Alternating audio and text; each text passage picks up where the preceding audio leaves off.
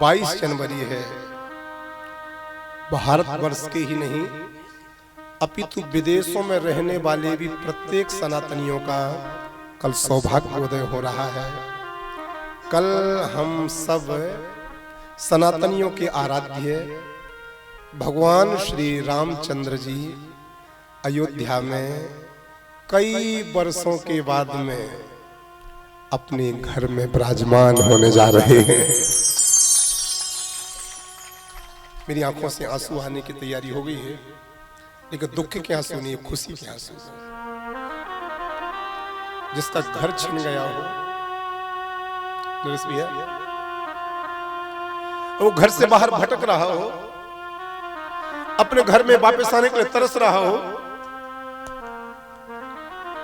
और उस व्यक्ति को भगवत कृपा से अपना खुद का घर वापस मिल जाए तो उसके जीवन की प्रसन्नता पूछना। जगत पिता परमात्मा भगवान श्री रामचंद्र जी 550 वर्षों के बाद अपने घर में आ रहे हैं। कल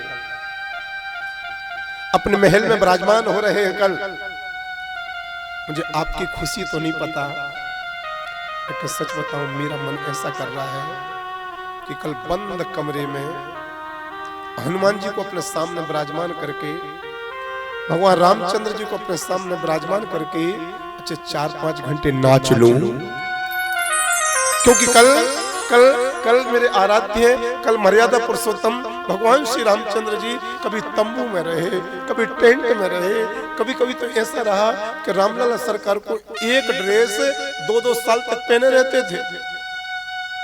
भगवान को भोग भी नहीं लगता था। 550 वर्षों के बाद में कल मेरे प्रभु अपने महल में विराजमान होंगे। ठीक 12:20 पर अर्थात अभिजित मुहूर्त में भगवान विराजमान होंगे। और कल भगवान इतने खुश होंगे क्योंकि कल भगवान अपने घर में बैठेंगे। आंखें तरस गईं जिस क्षण को देखने के लिए, उसको देखने मात्र से मेरी आंखें भर आई। असंख्य कार सेवकों का बलिदान, वर्षों की संत महात्माओं की, हमारे पूर्वजों की तपस्या 22 जनवरी 2024 को फलीभूत हो रही है। पीढ़ियां गुजर गई ये दिन देखने के लिए। जीवित रहते सपना पूरा होना ये अपने सौभाग्य की बात है, और उससे बड़ा सौभाग्य है कि जिस भारत भूमि पर भगवान श्री रामचंद्र जी अयोध्या में विराजमान हो रहे हैं, उस भारत भूमि में हम सबका जन्म हुआ है। हमारे पूर्वजों ने मंदिर टूटते हुए देखे थे। हमारे पूर्वजों ने भगवान श्री रामचंद्र जी का मंदिर टूटा हुआ देखा था। उनके भी पूर्वजों ने अपनी आंखों के सामने मंदिर को टूटते हुए देखा था। लेकिन हम लोग सौभाग्यशाली हैं, हमारे पूर्वजों की कृपा, भोले बाबा की कृपा, भगवान श्री सीतारामचंद्र जी की कृपा, कि हम लोग मंदिर को टूटता हुआ नहीं देख रहे हैं, अपितु मंदिर का निर्माण होता हुआ देख रहे हैं। और भगवान श्री रामचंद्र जी को मंदिर में विराजमान होता हुआ कल देखेंगे। मैं किसी पार्टी का नहीं हूं, मैं भाजपा कांग्रेस नहीं करता हूं, लेकिन नरेंद्र भाई मोदी जी का मैं एक बात के लिए धन्यवाद देना चाहूंगा। मोदी जी जब प्रधानमंत्री बने थे दूसरी बार, तो उनका एक शब्द मुझे याद आ रहा है। मैंने उनका एक वीडियो सुना था। देश के यशस्वी प्रधानमंत्री मोदी जी ने एक बात कही थी, 2022 तक, 2023 तक, 2024 तक हम भारत के प्रत्येक नागरिक को घर देंगे। याद है? नरेंद्र भाई मोदी जी ने एक बात कही थी, 2022, 2023, 2024 तक हम प्रत्येक भारतीयों को घर देंगे। लेकिन आंखें तो भगवान राम की भर आई होंगी कि बेटा तेरे कार्यकाल में मुझे भी घर मिल गया। जो परमात्मा पूरी दुनिया को घर देता है, उस परमात्मा को भी मोदी राज्य में घर मिल गया। ना जाने मोदी जी के अलावा यदि कोई और प्रधानमंत्री होता तो ये सौभाग्य हम लोगों को देखने मिल पाता या नहीं मिल पाता। सुप्रीम कोर्ट इस कार्यवाही को आगे बढ़ाता या नहीं बढ़ाता, क्योंकि सुप्रीम कोर्ट भी फाइल को तभी आगे लाता है जब सरकार का हस्तक्षेप होता है। तो निश्चित है सुप्रीम कोर्ट में दलीलें जब दायर की गई, पेश की गई, तो दलीलों को दिलाने वाली सरकार ही तो थी, सरकार ही तो आगे आई थी कि इतने वर्षों से राम मंदिर की फाइल बंद पड़ी है, धूल चढ़ रही है, राम मंदिर की फाइल खोली जाए। तो ये कराने वाले कोई और नहीं है, देश के प्रधानमंत्री मोदी जी हैं। इसलिए एक बार मैं प्रत्येक सनातनी से चाहूंगा, देश के इस महान प्रधानमंत्री के लिए दोनों हाथ उठा के ताली बजाओ। केवल भारत में रहने वाले इंसानों को ही घर नहीं मिला, बल्कि इस राज्य में तो भगवान को भी घर मिल गया। कभी मेरे प्रभु को भोग लगता था, कभी नहीं लग पाता था क्योंकि व्यवस्था नहीं थी। कभी भगवान को कपड़े मिलते थे, नहीं मिल पाते थे, साल 2 साल तक। अभी वहां के जो मुख्य पुजारी है सत्येंद्र दास जी, बाबा जी ने कहा कि कभी कभी ये रहा कि रामलला सरकार को 2 साल तक एक ही ड्रेस पहना के रखनी पड़ी। लेकिन जब से मोदी जी देश के प्रधानमंत्री बने, योगी जी उत्तर प्रदेश के मुख्यमंत्री बने, तब से रामलला के लिए रोज नई ड्रेस आना प्रारंभ हुई और हमने धारण कराई। अब प्रभु राम विराजमान हो रहे हैं, भगवान राम राजा बन रहे हैं, भगवान राम अपने राजमहल में जा रहे हैं। तो निश्चित है अब राम राज्य भी आएगा, अर्थात पापी, अपराधी, अत्याचारी, इनकी बुद्धि भी अब शुद्ध होगी, इन सब का मन भी निर्मल होगा।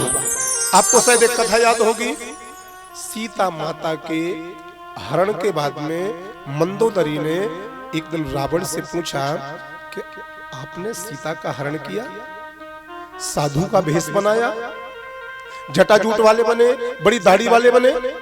जब सीता का हरण आपने किया, साधु का भेष क्यों बनाया? राम का भेष बना लेते और राम का भेष बना करके सीता को आराम से ले आते।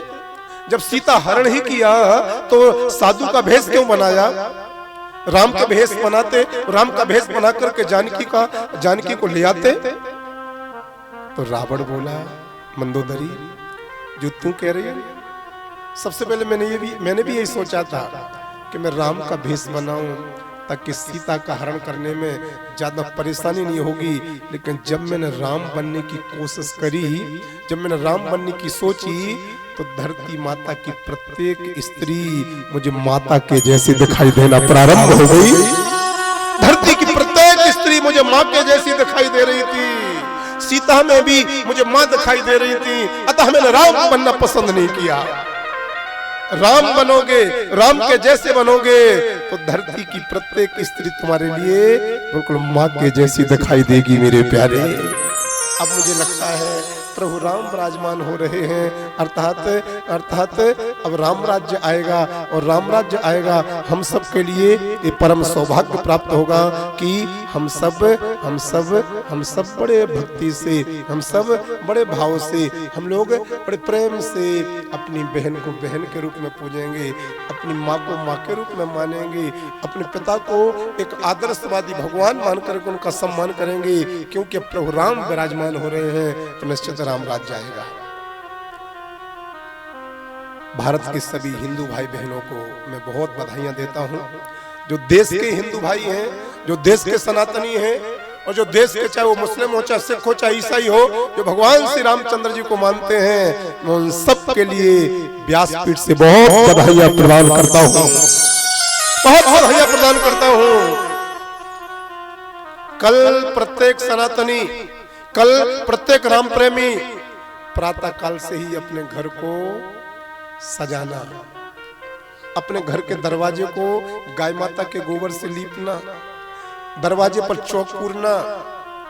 कल प्रातः काल से ही प्रत्येक सनातनी अपने घर के दाएं तरफ और बाएं तरफ दरवाजे पर घी के दीपक जलाना और जब भगवान 12:20 पर श्री अयोध्या जी में स्थापित हो रहे होंगे, प्राण प्रतिष्ठित हो रहे होंगे, उस समय आप सब लोग भी अपने घरों में भगवान की आरती करना, भगवान का कीर्तन करना, भगवान का जय घोष करना और भगवान श्री राम की आरती उतारना मेरे प्यारे। कल जिन जिन घरों में भगवान श्री रामचंद्र जी का पूजन होगा, भगवान श्री रामचंद्र जी का अर्चन होगा, भगवान श्री रामचंद्र जी का वंदन होगा, भगवान श्री रामचंद्र जी का गुणगान होगा, उन घरों में भगवान श्री रामचंद्र जी की कृपा जरूर प्रवेश करेगी। आज रात्रि से ही अपने घरों के दीवालों पर लाइटिंग करना, लाइट की झालरें लगाना, दरवाजे पर बंधन बार सजाना, और तुम भी ब्रह्मचर्य का पालन करते हुए व्रत करना और पूरी पवित्रता के साथ में, पूरे नियम के साथ में, पूरी शास्त्रोक्त विधि के साथ में, हो सके तो आज रात्रि में जागरण करना, रामायण जी का पाठ करना, सुंदरकांड का पाठ करना, या घर के सब लोग बैठ करके आज पूर्व रात्रि पर भगवान श्री रामचंद्र जी का नाम कीर्तन करके भगवान रामचंद्र जी को खूब मनाना और भगवान राम से कहना, प्रभु अयोध्या में विराजमान रहो और इस कुटिया में भी पधारो, इस कुटिया में भी पधारो, इस कुटिया में भी पधारो। बहुत बड़ा सौभाग्य उदय हो रहा है। कल माताएं हों, चाहे बहनें हों, चाहे भैया जी लोग हों, चाहे दादाजी लोग हों, में कल जब कथा में आप लोग आओ, ये हम सबका इस सौभाग्य है कि कल अयोध्या जी में भगवान श्री रामचंद्र जी विराजमान होंगे। दुनिया का मालिक कल अयोध्या में आकर के विराजमान होगा, और कल हमारे राजकुमार भैया के यहाँ भी शिव महापुराण के माध्यम से प्रेमेश्वर महादेव विराजमान होंगे। राजकुमार भैया और संतोष भैया ने बहुत प्यारा मंदिर बनवाया और अपने पिताजी के नाम से, राजकुमार भैया के पूज्य पिताजी का नाम प्रेम नारायण सैनी जी, तो प्रेम बाबू जी की पुण्य स्मृति में अपने पूज्य पिताजी के नाम से संतोष भैया ने, राजकुमार भैया ने, सुंदर भैया ने, परशुराम भैया ने एक सुंदर मंदिर बनवाया है। और कल आप लोग अपने पिताजी के नाम से शिव जी की स्थापना करवा रहे हैं, जो कल भगवान बांके बिहारी जी के सानिध्य में इस शरीर को सौभाग्य दिया है। आचार्य जी के वेद मंत्र होंगे और कल हम लोग 10:30 बजे से लेकर के और 11:15 के बीच में मंदिर के अंदर प्रेमेश्वर महादेव को स्थापित करेंगे। आप सब लोग पधारिएगा। ये मंदिर ऐतिहासिक होगा, ये शिवालय दिव्य होगा, ये शिवालय सिद्ध होगा, क्योंकि इस शिवालय की स्थापना भगवान बांके बिहारी जी के द्वारा की जा रही है और इतिहास रचा जाएगा। जब भी इस मंदिर का इतिहास लिखा जाएगा, जाना जाएगा, तो यही कहा जाएगा कि जिस दिन अयोध्या में भगवान श्री रामचंद्र जी की प्राण प्रतिष्ठा हुई थी, उसी दिन कुइया में राजकुमार भैया के घर में जो शिवालय बना है, उसमें प्रेमेश्वर महादेव की स्थापना हुई थी। तो कल का ये स्वर्णिम दिवस इस सैनी परिवार से भी जुड़ गया। कल जितने भी भाई बहन, माताएं बहनें, भाई बंधु, कथा प्रेमी, गुरु प्रेमी, दरबार प्रेमी, कल जितने भी पधारे कथा में, तो कल आप सब लोग भगवा वस्त्र धारण करके आएंगे। मेरी बात अच्छी लगे तो ताली बजाओ। जिनके पास भगवा रंग ना हो गए वो अलग बात है, प्रयत्न कीजिएगा, प्रयास कीजिएगा, लेकिन कल कथा में सब लोग भगवा रंग की पोशाक धारण करके आना। और कल माताएं, बहनें, भैया, दीदियों, कल आप लोग जब कथा सुनने आओ तो एक आरती की थाली लाना, सब लोग अपने अपने हाथों से बनाना। उस आरती की थाली में 11, 21 या 51 दीपक हों में। और जब कल विश्राम की आरती होगी शिव महापुराण में, तो कल हम लोग धूमधाम के साथ में भगवान श्री रामचंद्र जी का चित्रपट यहाँ पर विराजमान करेंगे, उनका पूजन करेंगे और सब लोग अपनी अपनी आरती की थाली से भगवान रामचंद्र जी की आरती उतारेंगे। हमारा शरीर अयोध्या में नहीं है, लेकिन भाव ये रखेंगे, सेवा ऐसी करेंगे, भक्ति ऐसी करेंगे कि हमें लगे कि हमारा मन अयोध्या जी में है। मैं आपको सच बताऊं, शिव महापुराण की कथा है, उस शैलेंद्र कृष्ण के जीवन का एक लक्ष्य है कि कथा इज माई लव एंड कथा इज माई लाइफ। कथा ही जिंदगी है, कथा ही दुनिया है। कथा है इसलिए मैं जगदीशपुर में हूँ, कथा है इसलिए मैं भोपाल में हूँ।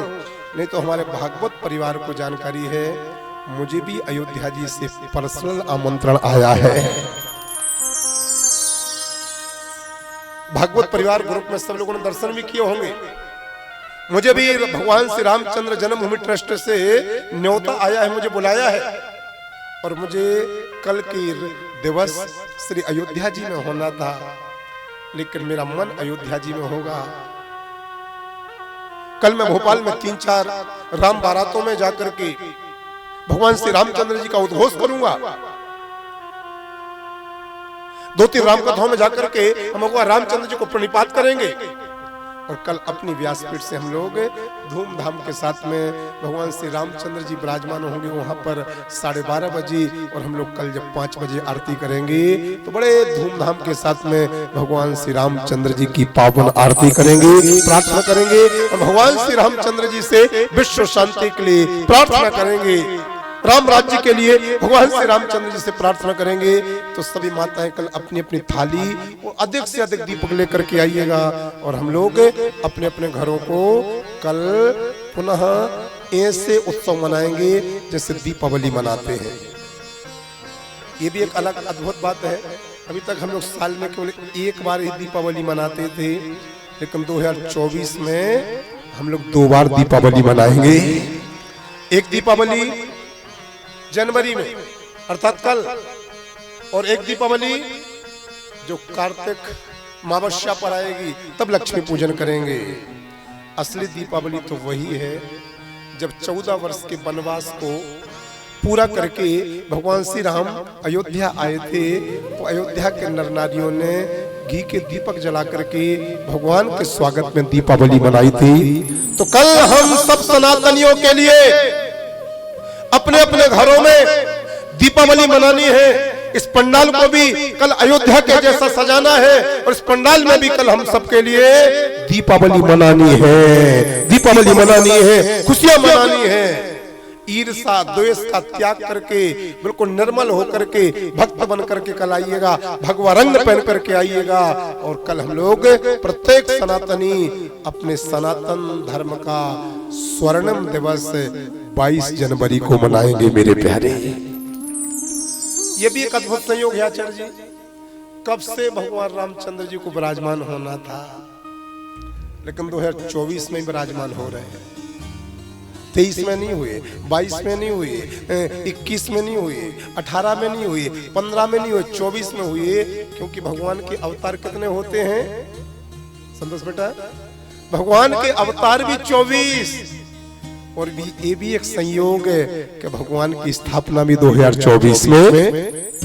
कुछ तो है सनातन में, सनातन में कुछ तो संयोग मिलते जुलते हैं भैया।